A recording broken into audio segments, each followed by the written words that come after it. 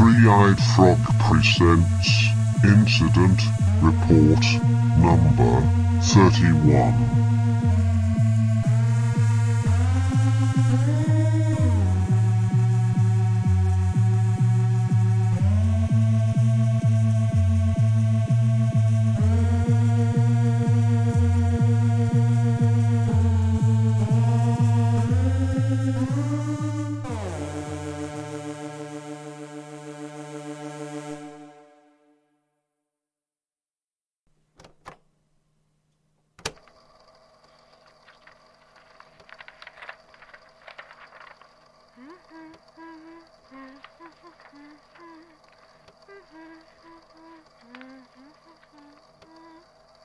Which one for today, then?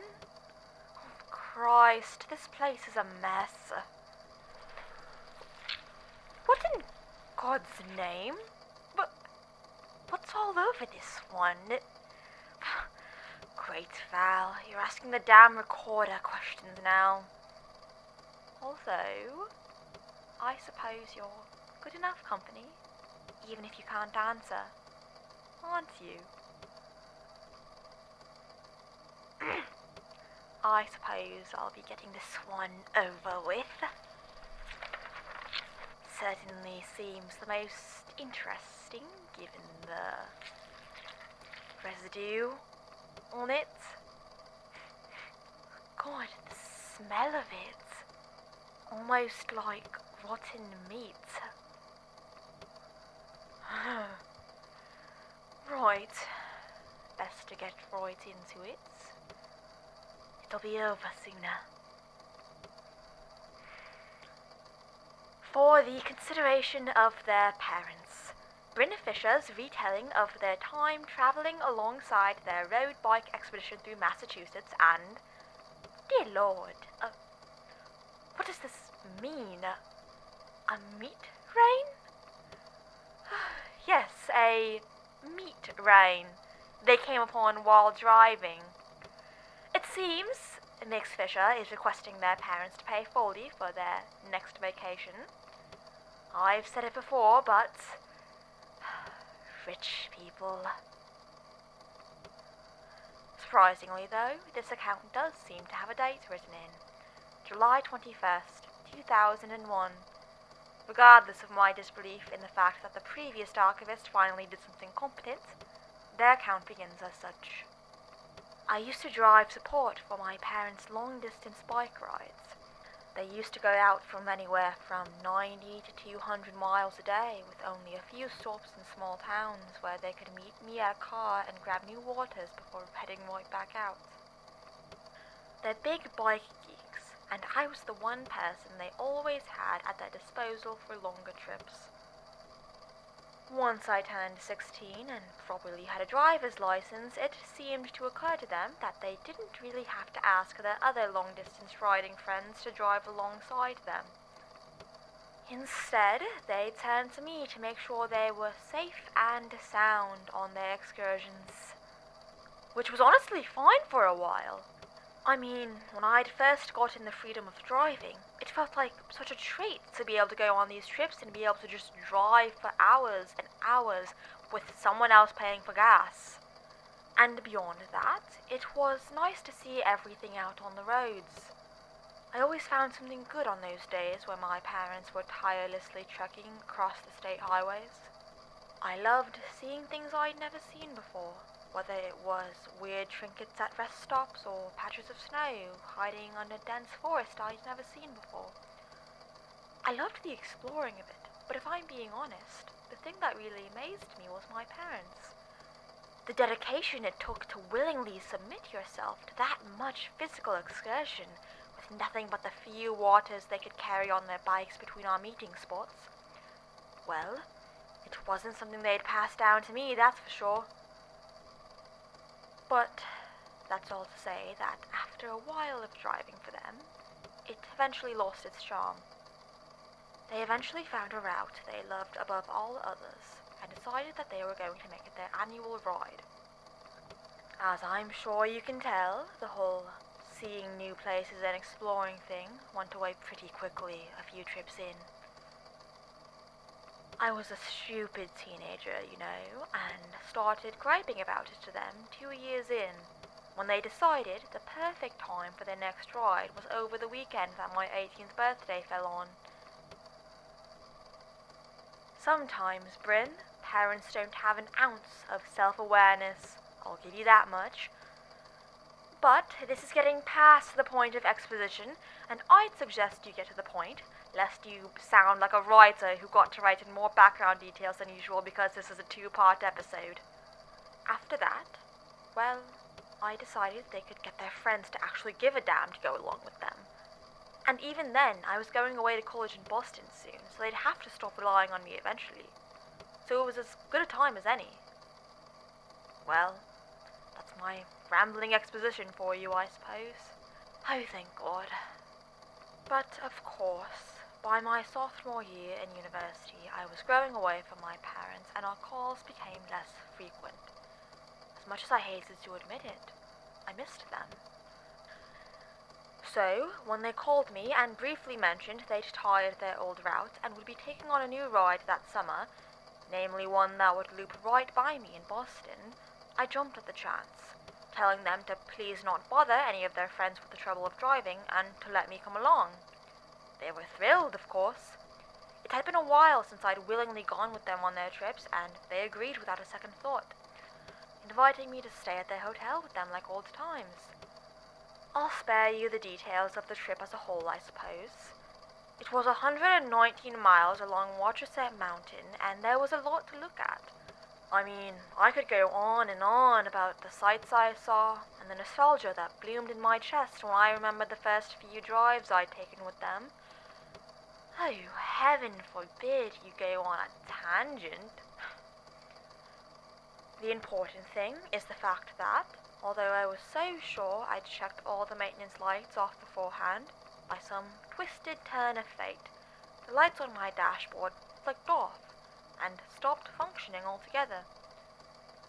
It would have been fine, I mean, it was in broad daylight still, but without a working speedometer, I was screwed. Now, my first thought was rage, of course, quickly followed by worry about my parents. I was lucky enough to have broken down where there was still cell service and to have my father pick up when I called, the two of them having momentarily paused to sightsee. He assured me that it was okay. They'd be riding through where my car had stopped in about an hour and would be able to refuel their water and snacks, but that they were going strong and should be fine to continue the ride. He told me just to call AAA and to make sure to get myself back to the hotel we were staying at safely and to leave the waters and things by a tree if by some miracle the car was fixed before they got to me. I tried to stay calm and called for the repair guy, who informed me he wouldn't be there for about an hour and a half, which was just perfect. Now, I genuinely can't tell if this is sarcasm or not as it's written down, so it's anybody's guess. I thought for a while and decided it would be fine if I walked around the nearby woods for a little while. Like I said, I really did love the exploring aspects of these trips, and figured that if I would be stuck here for a while, I might as well make the most of it as long as I kept my phone on me and kept track of the time.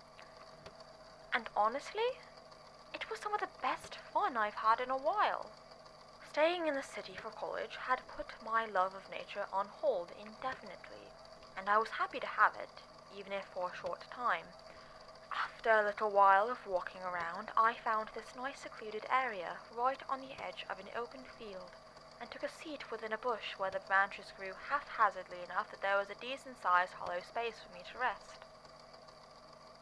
I closed my eyes, just enjoying the moment in spite of my circumstances.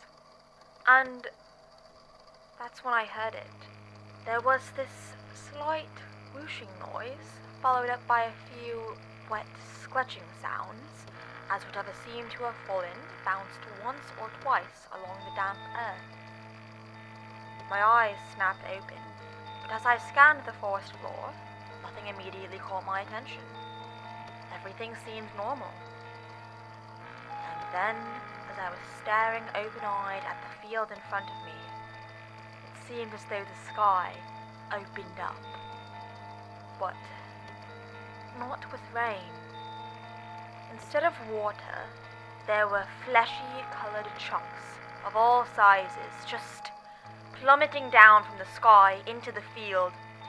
They flopped as they hit the ground in a way that was both comical and simultaneously made me afraid I was going to lose my continental breakfast I'd had at the hotel just a few hours earlier. And that's before I even noticed the smell. In the end, that's what really made me realize what I was looking at. The smell that permeated the air as the shower continued suddenly clicked in my brain. Rotten meat. There was nothing else that could smell so repulsive and sickly as the mass of meat chunks that had begun to collect on the field before me. What? Right. Moving on. By now I was holding my hands clasped to my mouth, trying not to panic and, furthermore, hoping that the meat shower would stay central to that one area. Honestly, I didn't know if I'd be able to handle any of it coming near me, and I was thankful for every second it didn't. It went on like that for several minutes through, which I finally resolved to keep my eyes firmly shut. And then, all of a sudden, the wet flopping sound ceased. For a moment, I could almost believe I had imagined it, with my eyelids still pressed together, and yet the smell still hung in the air. I slowly opened my eyes, hoping not to see what I deep down knew I would. What had once been a gorgeous, fertile field full of lush grass and the types of wildflowers that would have been classified as weeds by those without any sense. You mean botanists who likely have PhDs? I see. Well, it had been turned into a literal hellscape. Not only was the meat layered on itself in clumps of already rotting material, slowly heating up in the midday sun, which, yes, is as nasty as it sounds, but even the areas where the meat hadn't settled were covered in that kind of slimy residue that comes off when you pat pre-packaged meats dry before you cook them. So yeah, pretty awful in every sense of the word. I sat on the ground for a few minutes hidden safely within my bush before I realized that it had probably been about 45 minutes since I called the AAA man, and figured now was as good a time as any to try to head back to the car, especially since I wasn't keen to get caught up in any second round of meat rain. Unfortunately for me, the moment I decided this was exactly the moment the man and little girl walked out into the field. They came in from exactly the opposite side where I was attempting to stand up, so of course they saw the bush shudder, even with the cover it gave me. I hoped against everything that they would pass it off as an animal, perhaps drawn towards the display looking for dinner, and it seemed that, even standing up as I was lucky enough to scrape by on that front. I guess you'll be wanting a description of them, yeah? The man was a little older, maybe in his late 30s, and seemed positively pleased to be walking through the field of gristle and gore. At the very least, his smile beamed as he passed his eyes back and forth across the field. The girl next to him seemed to be so young. A toddler, maybe 5 at the oldest. I don't know, I've never been good at discerning children's ages. But young as she was, she didn't seem put off by the scene around her in the slightest, skipping along next to the man with her hand swinging along in his. I wish I knew what had happened next. You ever have one of those moments where you suddenly realize you've been holding your breath? That's the only thing I can chalk it up to, I guess. Maybe it was the terrifying notion of them noticing me any further, a freeze-fear response, or just subconsciously trying to keep the smell out of my nostrils. But no matter the reason, I realized I hadn't taken a breath in far too long. A few moments too late, and I fell forward into the bush. Loudly. loud enough that when I came to my senses a second or two later, halfway fallen out of the bush where they could see me clear as day, I could see both of them staring at me with their heads cocked to the side.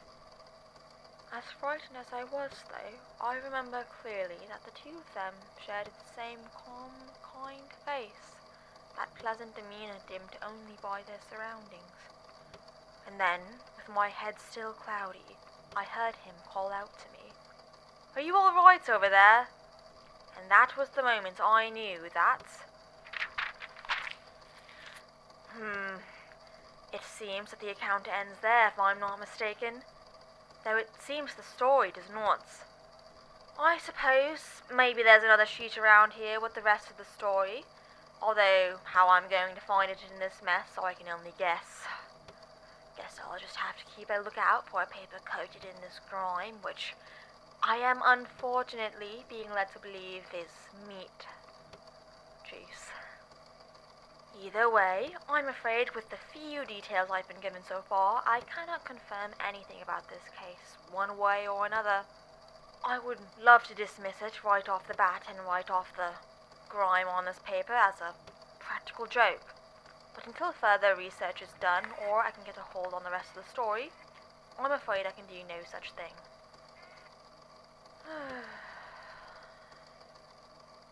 Do you think you could do another take of that real quick? Maybe up the acting during the whole, meat rain, really sell the emotion. Bloody hell, who are you? Oh, sorry, didn't mean to scare you. Or did I? You... How long have you been in here? The whole time? Thought you'd say something to me eventually, but you were really lost in the sauce there for a bit.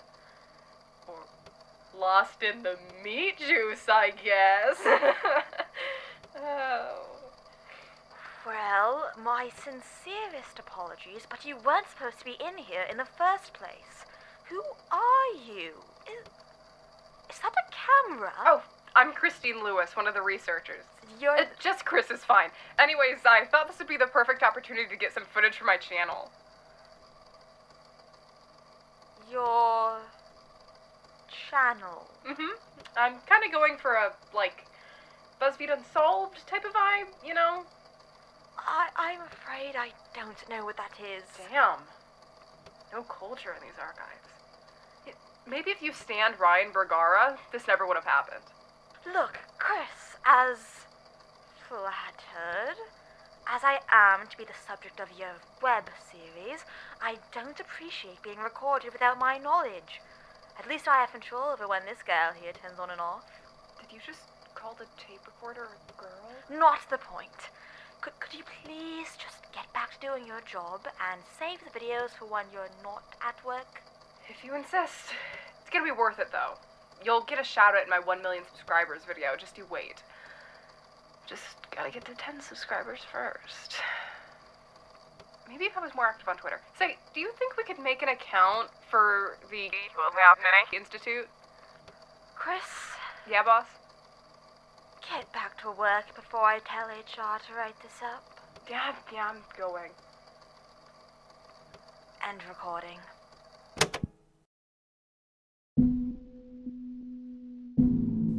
Incident Report number 31 is a podcast made by Three-Eyed Frog Presents. This episode, Gather Raw Meat of Any Kind, Red Preferred, Human is Fine, was written, directed, and produced by Val West and Luka Miller, with sound design by Luka Miller. This episode featured Val West as the Archivist and Jesse Smith as Chris Lewis.